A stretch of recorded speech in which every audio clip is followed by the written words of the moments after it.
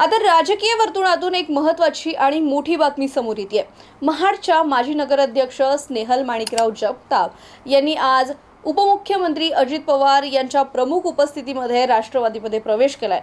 महाडमधील चांदे मैदानावर पार पडलेल्या या पक्षप्रवेश सोहळ्यामुळे रायगड जिल्ह्याच्या राजकारणात नवे वादळ निर्माण होण्याची शक्यता आहे। स्नेहल जगताप या शिवसेना ठाकरे गटाच्या नेत्या होत्या। स्नेहल जगताप यांनी आता राष्ट्रवादीमध्ये प्रवेश केल्यानं उद्धव ठाकरे यांना स्थानिक स्वराज्य संस्थांच्या निवडणुकीपूर्वी मोठा धक्का बसल्याचं मानलं जात आहे। विशेष म्हणजे शिवसेना शिंदे गटाचे नेते भरत गोगावले यांच्या प्रमुख राजकीय विरोधक म्हणून ओळखले जातात। सध्या रायगडाच्या पालकमंत्रीपदावरून वाद सुरू आहे। तिथे शिवसेना आणि राष्ट्रवादी या दोघांकडूनही रायगडच्या पालकमंत्रीपदावर दावा करण्यात येतोय।